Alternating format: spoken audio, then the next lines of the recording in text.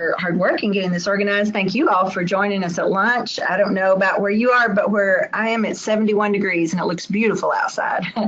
So we certainly appreciate your taking your lunch hour to be with us, and we'll certainly try to make it worth your while. As Allison said, please feel free to jot down your questions as we go. We have provided an awful lot of resources at the end of this presentation that you'll be able to have access to, websites, things like that. And during the presentation, if there's a device or something that we mentioned that you want more information about, please do that. Please let Allison know, and we will be happy to help with that. As has been said, we are from the Career Pathways for Individuals with Disabilities. It's a Vocational Rehabilitation Act grant. DARS is Division of Aging and Rehabilitation Services. And we're going to tell you a little bit about that, a little bit about the difference between office ergonomics, universal design, and assistive technology. And through the course of the time today, hopefully we'll give you some tools in your tool belt to use at your own workstation or at the workstation of those that you work with. So we're excited and we'll get started. All right, next slide. Just to say briefly, we got this slide just to demonstrate that people with disabilities are our largest minority in the country, and unfortunately they get paid less than other people without disabilities. It doesn't seem fair, and we are trying our best to change that. Even with the same degrees and the same amount of training and abilities, the pay is still less. So the idea behind the Career Pathways for Individuals with Disabilities is to help people with individuals with disabilities make a reasonable wage, a livable wage, and not just live on Social Security, disability, things like that. So this slide, I think, does a good job of what we're trying to do is closing that gap. Next slide, please. So just a little bit about CPID. It's a 5-year federal grant. The Department of Aging and Rehabilitation Services has historically and will continue to work with people with disabilities. But this particular grant that is under DARS at this point focused in on 2 to 3 areas, one being manufacturing and information technology are the 2 main ones. We may partner in the future with some other areas, but we really saw the need in advanced manufacturing and modern manufacturing and in IT to develop more jobs in those areas. The grant was developed by Dr. Joseph Ashley, and he has an amazing sense of listening and hearing what is being needed in our state. So we were one of the 4 states awarded this grant, Virginia, Georgia, Nebraska, and Kentucky. Each of us are doing it a little bit differently, but one of the ways that we are doing it is to trying to reach out to folks like you and other employees to say, hey, we have well-qualified, hardworking people that can fill those vacancies that you have. And the way we're going to do that is by stackable credentials. As our students and folks that we work with obtain a stackable credential, then it is proof to the industry that they are just as qualified and maybe more so than anyone else that has walks in for that same position. Okay, next slide, please. We have a lot of partners in this grant. It's a large grant. The exciting thing about our partners is they aren't all just about people with disabilities. The Virginia Manufacturers Association, you guys, the Northern Virginia Tech Council, we've been working a lot with community colleges, George Washington University, and then of course the NIDRR, the National Institute for Disability and Research, as well as Department for the Blind and Visually Impaired. It's a wonderful group of folks that have come together with all the same purpose and the same mindset to get people with disabilities stackable credentials to earn a living wage. Okay, next slide. So basically what we have tried to do is to say in this day and age of a lot of technical knowledge that there can be numerous training options and ways that people can enter a pathway and exit. Lots of different entry and exit points. I like to ask, you know, if you think about back to your first job, have you made several career changes? Have you made 1 or 2? But I think a lot of us have maybe not chosen the career that we originally thought we would have while we were in high school. And so we have had multiple entry and exit points. So we want to provide that to our students. And so along this pathway, as we provide education, training, and credentials, we're hoping that our students will not just get a credential and then stop. That's fine if they want to, but maybe after being on the job for a year or two, maybe they want the next credential. Maybe they can move up into an apprenticeship. Maybe there's another area that they'd like to pursue. But this is kind of the basis of what we are working to achieve. Okay, next slide. So that's a whole lot about CPID, but one of the main things that we have found is that there's really a misperception, a perception gap, I think, about information technology. We've been in the field of manufacturing for a while, and I think that we are finally making some headway into getting people and their parents and other people to understand that modern manufacturing is very technological, and so is IT. Hopefully nobody's workstation looks like this. But more like the next slide. Now, I would like to have this office, but it basically, I think, just the point we're trying to make is that the modern information technology system is a whole lot better than it used to be. I think before, people would say, oh, there's no way I can have a job where I have to sit behind a computer all day. Well, that's not exactly the way things happen now. There's a whole lot of opportunities, as you well know, and they're provided in your own place of business, where you realize that IT is used in every branch of what happens in a business. The other misperception is the next slide. Is that, oh my goodness, I'm going to have to sit behind a cubicle all day. There are still jobs out there like that, for sure. But I think that we're seeing a growing trend for more like the next slide, where maybe not this beautiful, I'd like to work here, but more of a trend where working from home is an option, or working in a group, using laptops instead of being tied down to the large desktops and monitors. So a whole lot of wonderful things have happened in the area of IT that we are hoping to capitalize on and make a difference for people with disabilities. All right, next slide.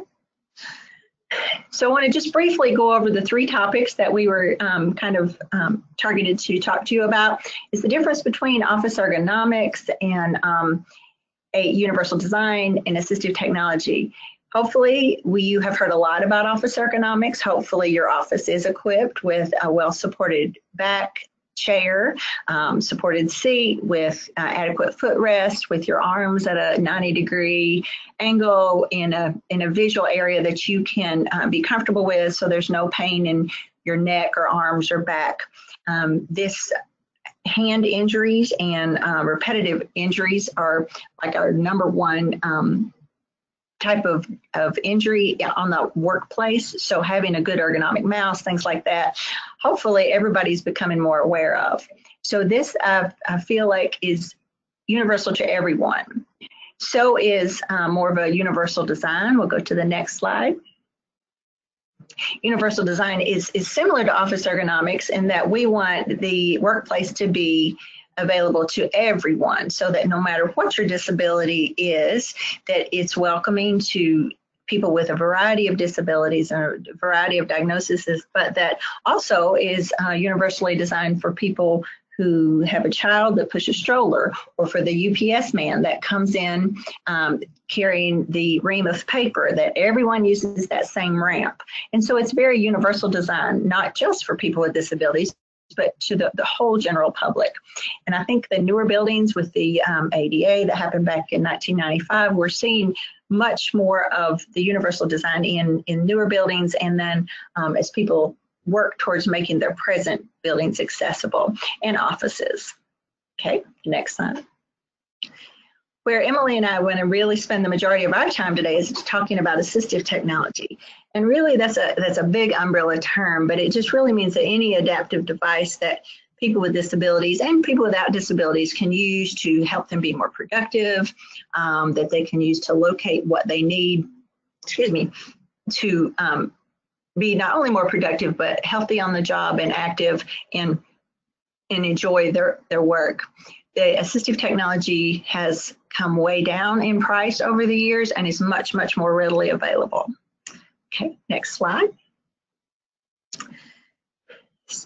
So just to show you from a recent conference that we attended, that the impact on AT has made a huge difference. 85% of students not familiar with AT until they got to post-secondary education, which we're kind of amazed about, but thankfully, when they got to post-secondary education, they learn more about it. And I think that may be true for a lot of students, learning better how to use their phones and computers to do their work.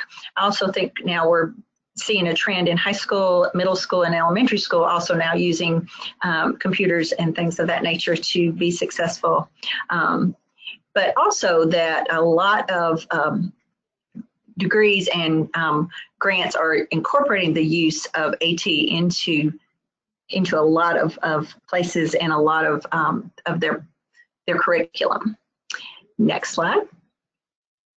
So basically, the CPID says that we're going to start with academies, and we give students the opportunity to try a career.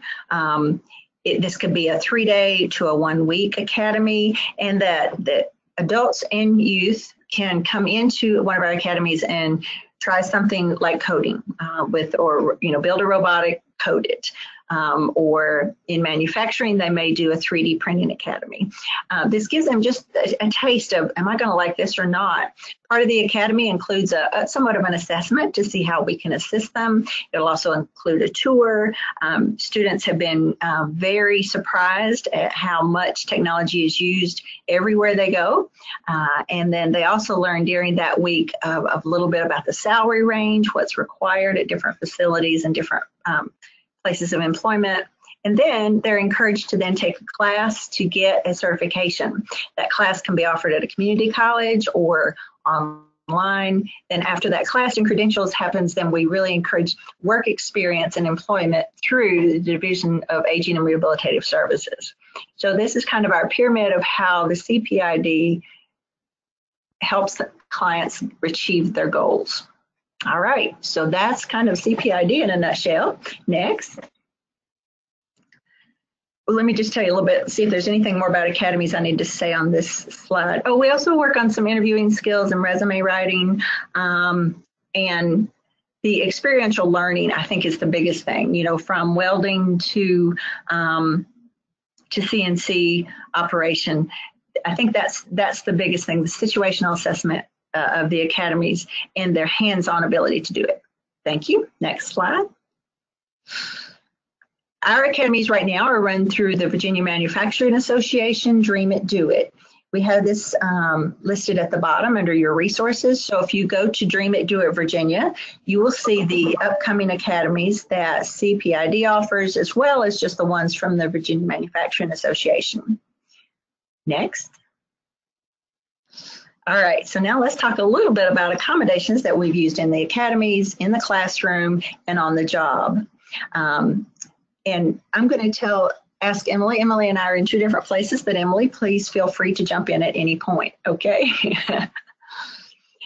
First of all, we're going to talk about print disabilities, and I think you may be more familiar with the term of, learning disability or dyslexia or whatever. There's lots and lots and lots of hidden disabilities. So in other words, someone that you may work with or may work for you may have a disability and not even know it, may have just say to you, I've always had trouble reading. There's so many readily achievable pieces of assistive technology now that allow us to be very functional in this world. Everything from using your reading books on, it used to be called books on tape, now then it was books on CD, now it's just books on your phone.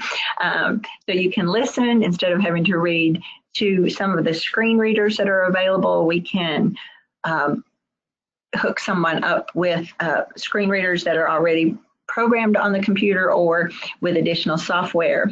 We also, there's a C-Pen reader. This is the one in your left bottom corner of your screen. This particular pen will go across the page and will read out loud. This pen has a headphone jack so that students and folks can use it with in earbuds or with a headset. And then when they get to a word they don't know, you can hit another option for a dictionary. This particular device has been so instrumental. I've got students that will read whole books with this reader, and then I've also have students that will just have to have a few words they don't understand and they pull it out.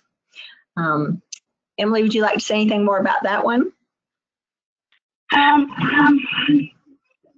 I know that a lot of people have seen different reading pens and have had trouble with them. The reason that we really like the C Pen reader is because we've found a lot of success with it, and it seems to be very accurate.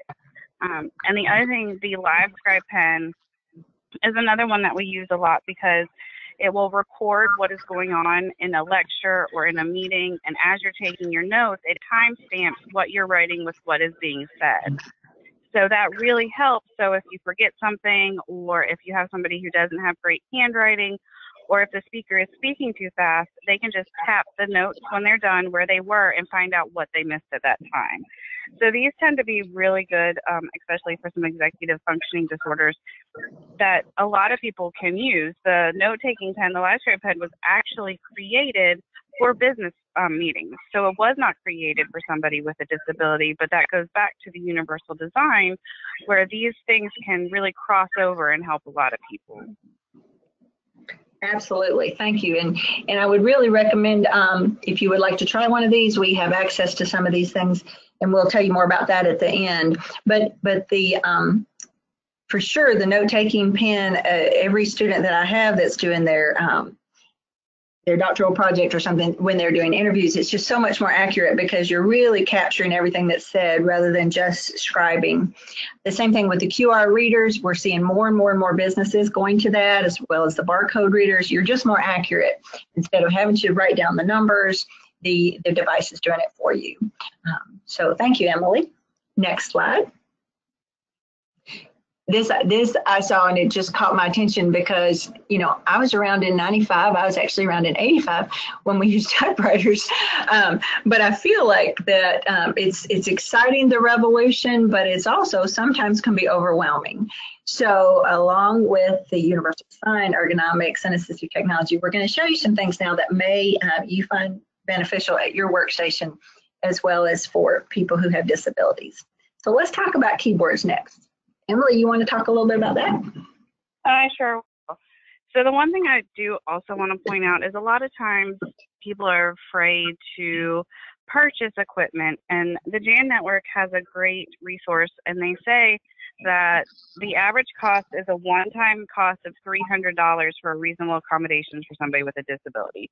So we're not talking about really expensive equipment to make these jobs available for somebody. So when we talk about keyboards, we're looking at the different types of ergonomic keyboards here. The first one is the Kinesis Freestyle 2. This one is nice because it can split apart, and so it keeps your hands, as Paul was talking about, your hands and elbows at that 90-degree angle that you want.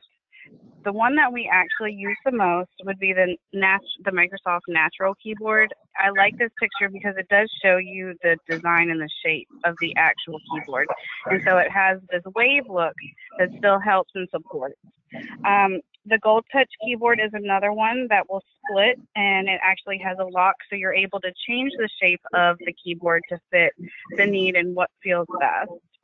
And then another one that we do see a lot is this Kinesis Advantage 2.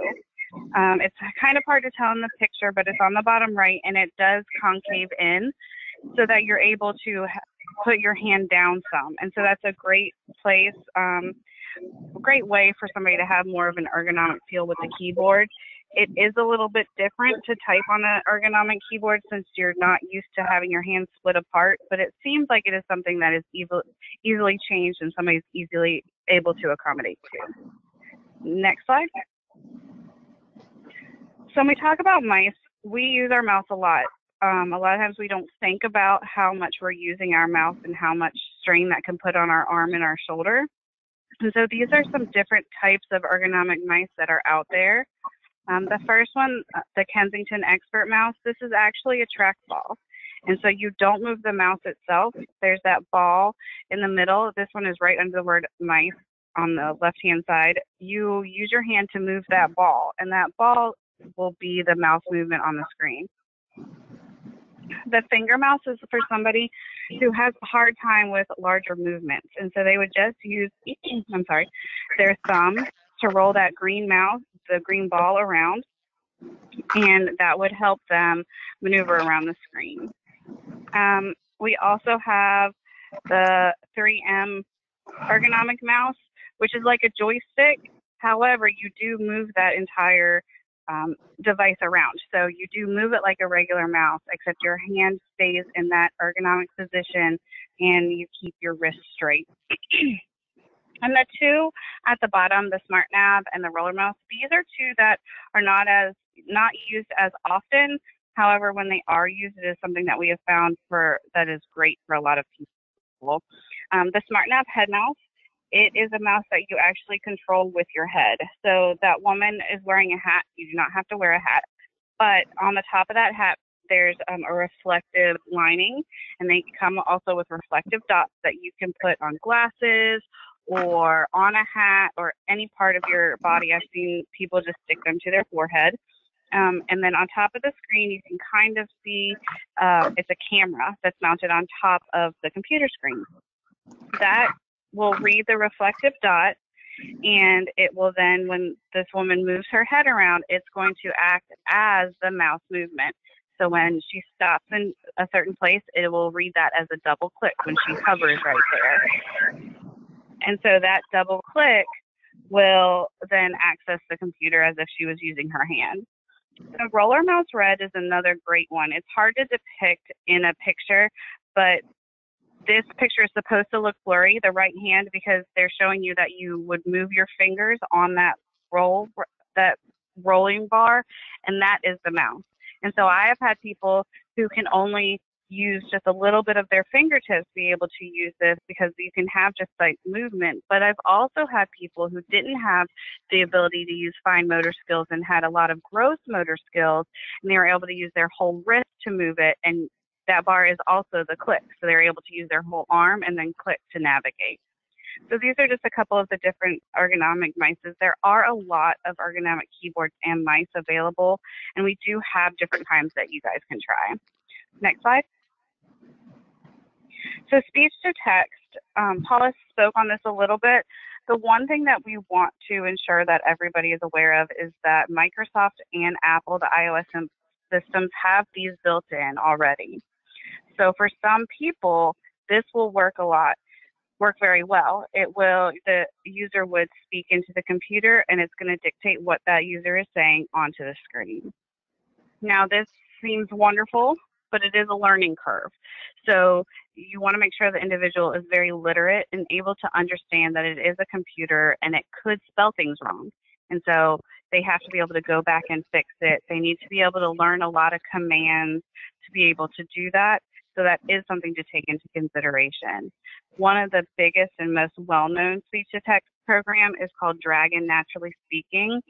They do make this both for Microsoft and the Apple products, and it is a great way to be able to talk into the computer, to access email, to send emails. You can actually use your voice with Dragon to access the entire computer.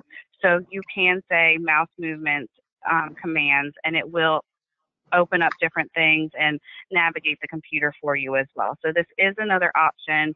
Instead of using a head mouse or a typical mouse or an ergonomic mouse, somebody can use their voice to navigate the screen and use the computer as well. And I just wanted to say, I just wanted to say, I think years ago it was scary to think about your voice doing all your typing, but now everyone is much more familiar because of Siri and the easy access that it's getting more and more accepted. But Emily and I have worked with clients who really can move no part of their body except their voice, and have gotten through master's degrees, PhD degrees, done all their work with their voice. So it's not something to be scared of anymore. For sure. If the price has gone down, it's pretty accurate. You can certainly train it to make those corrections, even if you have a Southern accent like me. That is very true. And it used to be very difficult to use, and you would have to train it for a while. You would have to go through a whole bunch of commands and be able to read the screen and read what was on the screen.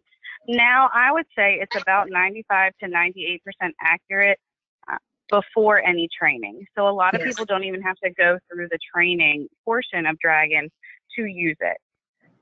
And Emily, wouldn't you say that a lot of businesses use it without people with disabilities? I know my doctor's office uses it. I know a lot of surgeons use it, things like that. Yes, it's a lot faster to use instead of typing, and you can, if you have a computer that's used by multiple people, you can create different profiles. So if I was talking, I would click my profile and it would recognize the way I speak. And if Paula, if you were talking, you would click yours and it would recognize your Southern accent opposed to mine not so Southern accent, and be able to depict between those two. So it's really great. Dragon would be the one to use if multiple people are using one workstation. And I know a lot of businesses are going to shared workstations, so that is something to keep in mind. Microsoft and the iOS systems, the narrator and the dictation features do not allow for multiple profiles on one computer. Very good. Next slide. Magnification. I know that a lot of us now on our phone use it, we use our fingers and zoom it in and zoom it out. The one thing that is nice is Microsoft and iOS both have different magnification features built in. It's in their accessibility features. They have the full screen, which is just what it sounds like. The full screen is actually magnified. Now for this one, somebody does need to understand that they're going to have to move their mouse a lot to find the screen. So it magnifies the whole screen, but because the screen is actually smaller than the magnification, you end up having to move farther to the right to get something that would be on the right. So that is something that you have to keep in mind. The docked one is very difficult. I'm just going to give you the information. I don't know many people who use it, but it is there. You can either have a magnification strip at the top or the bottom, and you still have the rest of the screen, but you look at that magnification field on the top and the bottom to figure out where you are on the screen. That one is harder to use, but it was the first one they came out with, and so it was something they stuck to just in case somebody was used to. The lens is, I really like, it's a magnification square right by your mouse. So if you have somebody who's working in Excel or working with numbers, and sometimes they think that it's an 8, but it's a 6, or it was a 0, you can have this magnification field and they can just zoom right in on that one spot to see, okay, it's a 6, and then be able to make sure that they're typing in the right numbers and the right letters. So it's great for those fine, small details that you're looking for.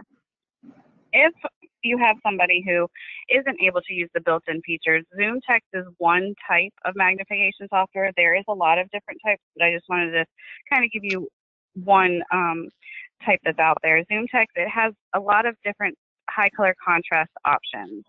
So a lot of people, when we're looking at magnification and talking about vision impairments, it's easier for them to see a screen where it is, a black background with yellow writing, or a yellow background with black writing, instead of how assertive it is to look at a white screen with black writing and the glare that can come from that. So ZoomText has a lot of different options that the user can play around with and decide if they like the different colors. It also has a higher zoom than what is built into Microsoft and iOS. So if you have somebody who needs a larger zoom that isn't going to become pixelated, you would want to go to more of the dedicated magnification software. Paula, do you have anything on the magnification? No, and the only thing that we really haven't talked a lot about is there are programs for people who are completely blind. They are definitely a little harder to use, but that services that our partners from the Virginia Department for Blind and Visually Impaired can provide and teach. And it's amazing how someone with no vision at all can fully operate the computer and with the right accommodations be just as functional as someone with full vision. So that's pretty exciting. The other thing I just wanted to say is, as you said, Emily, sometimes it's not even a visual problem, but just eye strain. We use computers all day, then we go home and use them all evening, and I think all of us need to be more aware of the eye strain to make some magnification happen in our just daily work. Yes, for sure, and especially with using the high color contrast, and that's why phones now have that blue light tint that they ask you to use, because it is so strenuous on your eyes. And so that's where, if you had a text-to-speech option on the computer where it would read it out to somebody, it doesn't have to be because they can't actually read, but they could have eye strain, or it could cause them to have headaches to look at a computer so long. So having these options available for anybody is where the universal design comes in. and it can really help out a lot of different people. Next slide. Seating. So when we talk about ergonomic chairs, it is very, very important to get the correct one. So we never say, okay, this chair is an ergonomic chair, it's going to be perfect for everybody, because it's not. Adjustability is key. You want to be able to adjust the seat pan, so that's where you actually sit. An ergonomic chair, you can bring those in and out so that you have your back up against the backrest and your legs are not dangling off the end. You want the seat height, so you want to be able to raise and lower your seat. The lumbar support is very, very important to have, and some people need more and some people need less, but you need to be able to try out these different chairs to see how much of that lumbar support can be adjusted. The backrest tilt, I've worked with a lot of people who hate to be able, when they lean back and the chair goes back, they hate that, and it really messes up with their equilibrium, or some of them are just too weak to be able to move themselves forward. So you want to be able to have a chair that you can lock and unlock that backrest tilt. Same with the seat pan tilt. And then the seat pan depth adjustability is what I was speaking of. And armrest adjustability is very important. You want to have an armrest that can go up and down, but it can also be moved in and out, so that if you are going to use the armrest, that it can be at the right place to support your arm and not pinch any nerves while you're typing. Next slide. Workstations. So we're going to go back to talking about how beautiful those workstations were that Paula showed, and how we can make those perfect for so many people.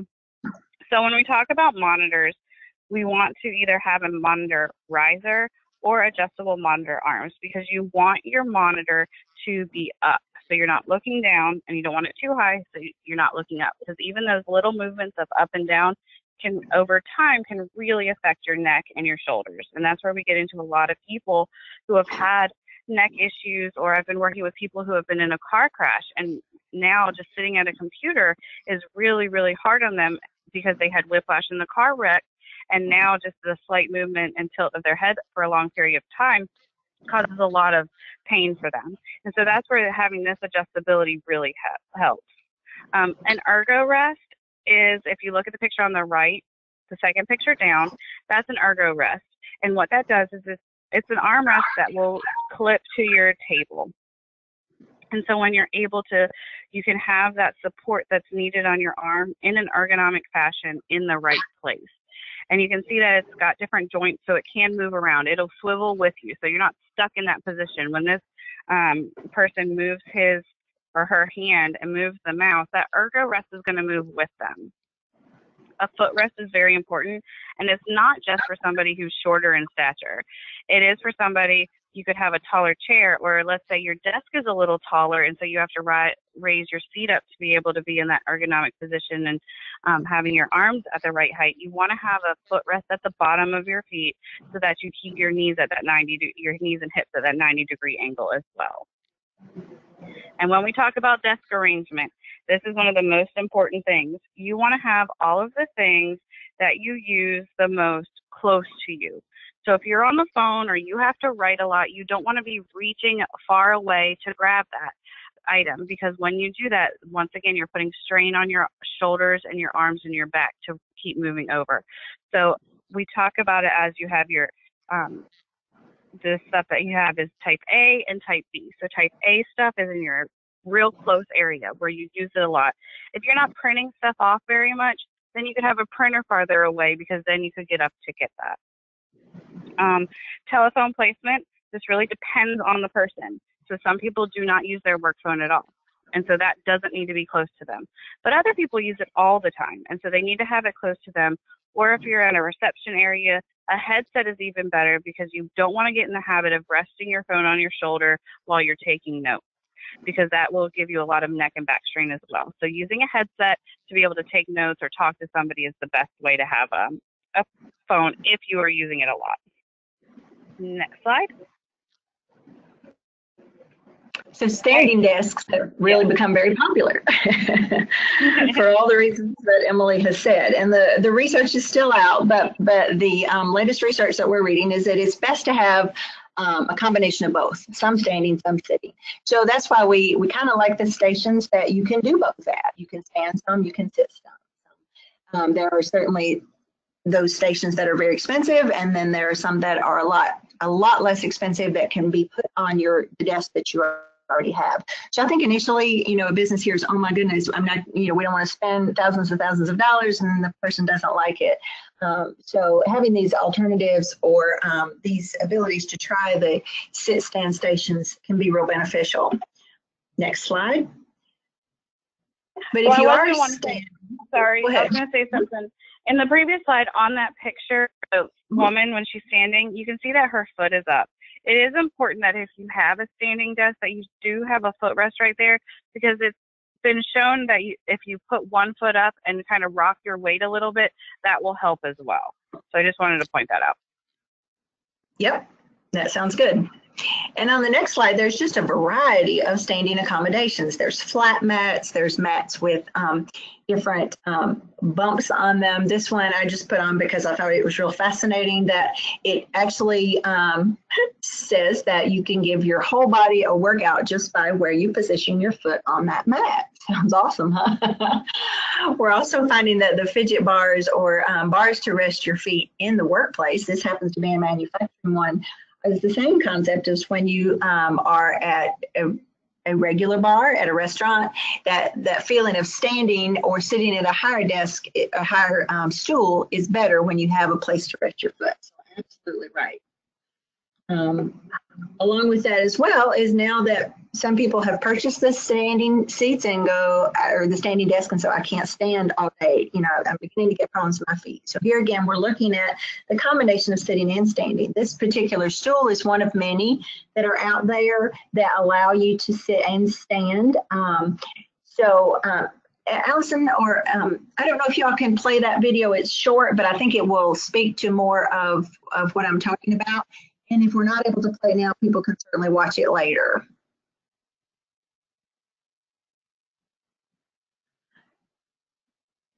So today I took this stool to a classroom setting for my students that needed to focus a little better. And then we have it for two other people that are trying standing desks, have it for another staff member. So you can see it will go low for when you sit, but it will also go high for when you're standing. It has kept a couple of our students more alert during class because they're moving, not just sitting in a chair, but they don't really want to stand all the way up while the instructor's talking. And it's pretty lightweight and it's pretty inexpensive, but I just wanted to show you the many options. So this is just one of many. We don't recommend one piece of equipment over another. Thank you, that's perfect.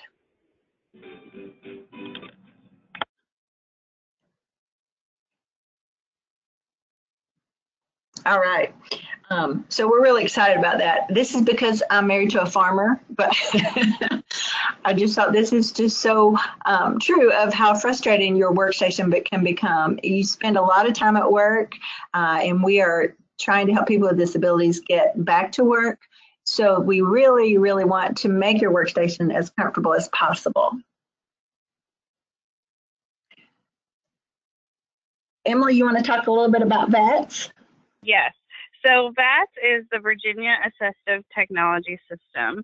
And this is it's a federal grant that was given to DARS, and every state has this program, and they all work a little bit differently to help the individuals of that state, so in our case, Virginia, with disabilities, be able to access, try, learn about different types of technology. So we are lucky here that we are able to provide in Virginia assistive technology assessments. We also have a very big loan program, both for items as well as funding for assistive technology. The funding is through the Assistive Technology Loan Fund Authority, but it is a great way for somebody who isn't able to purchase equipment, get a low interest rate loan for those items. And they've even done loans for one of the LiveScribe pens, so about $150. So they will do that. They will also help somebody get a car. So it's a very broad range, and they'll work with the individual. We also provide information and assistance, referral services, we can come to somebody's house, their workplace, the school, wherever they're needing that help with assistive technology, and do some demonstrations, let them try the items. If we have it available to loan out, we will loan it out to them. So it's kind of the try before you buy. And all of us have a lot of knowledge and experience in the assistive technology field, so that they're able to learn about these different equipment from somebody instead of just purchasing it off the shelf and hoping it works. Because that's the one thing we have found, is that a lot of people are purchasing things that they saw on an infomercial or they saw somewhere or their friend told them about it, and then it just sits on the shelf. So this is a way for somebody to be able to try all these items and learn about them, and then purchase at that time afterwards if they find it is something they want to do. So next Thank slide. you.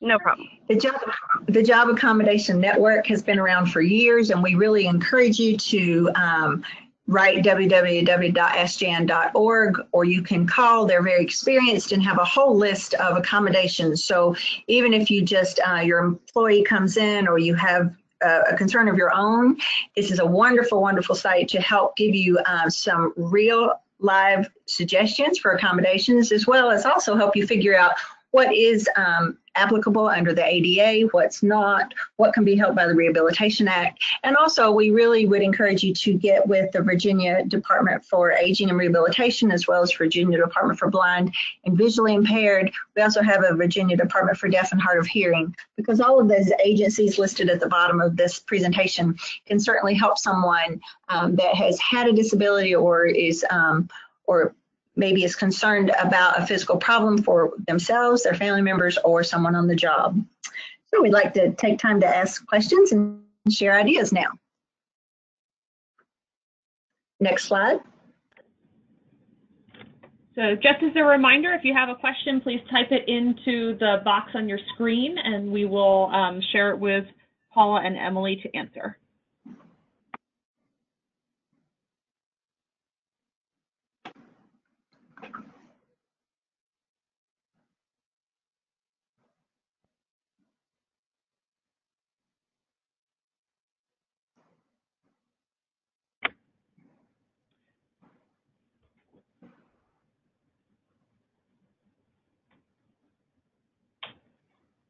Okay, so as we wait for maybe a couple questions to come in, I wanted to thank both Emily and Paula for their presentation today. As I mentioned earlier, the session was recorded, or is being recorded, and will be published on the NVTC website. We can send a link out to all of the participants once it's up, and we encourage you to share it with your colleagues. I'd also like you to join us for our next webinar in our series, which will take place a month from today, noon on March 15th. And the topic will be diversity at work and disability etiquette. Our speakers will be LaPearl Smith from the Department for Aging and Rehabilitative Services, and Diane McBride from the Department for the Blind and Vision Impaired. And they will talk about, as I said, diversity at work and disability etiquette. And we encourage you to share these webinars with anyone in your company or a colleague in the human resources field, facilities operations, talent acquisition, diversity and inclusion, training, compliance, and legal departments are all encouraged to participate. Michaela, have we had any questions come in? And Allison, would you go ahead and advance to the next slide too? Mm-hmm. This is just a list of resources that we've been talking about. Okay, I have a question here. Go ahead. What has been your experience in working directly with employers in considering these approaches in their work environments? Open, closed, not sure. Great question. And I'll speak first, and then I certainly want Emily to speak as well. When it's a return to work, it's a lot of times a lot easier. They already know the person. They're excited about having them back. I think that's been really a win-win for everyone. The employee, they are very willing to make accommodations. When it's someone new, it's a little bit difficult, to understand. So that's why we're really working towards stackable credentials. But in my experience, if someone is qualified, and then we can present through assistive technology that they can be just as productive or more productive than someone else, then I feel like there's been a real readiness to employ them. What I've definitely experienced is once someone with a disability comes to a workplace and demonstrates their really good work, I have had several employers call and say, can you give me 5 more? These people are reliable. They want to work. They don't want to be on Social Security disability. They work very hard. And so it's been my experience that it's been a positive thing. You know, obviously, occasionally there's that one that doesn't go well, but for the most part, it's been very, very workable. I think the other thing is having the background with Department of Aging and Rehabilitative Services. You have a whole team of people ready and willing to help the employer, from the job specialist to the counselor to the assistive technology person. And then we can also come in and help you with, or help the employer with, you can get a tax credit if you hire this person. You can get a credit if you make this modification to your business. Maybe we can provide this piece of assistive technology. All those things make for a really good fit. And I've been with the agency for 34 years and it's been very positive. Emily, you want to say anything to that too? I totally agree with everything Paula said. I have had a lot of companies contact me through that to come and do ergonomic assessments, because they had one person who, you know, the doctor said they needed an ergonomic assessment and needed some help ergonomically. And after I helped that one person, we ended up redoing their entire office for everybody. So it is something that once they see that this isn't just for somebody with a disability, that it can help a lot in the universal design aspect of it. A lot of times I see that they're very, very open and they understand that this isn't a big cost. And I think that's usually the first fear, is that we're gonna come in and say they need, you know, a $10,000 device. When they see we're recommending a keyboard that's $50, that takes a lot of the shock away from them, and that really helps. That's a good question, though.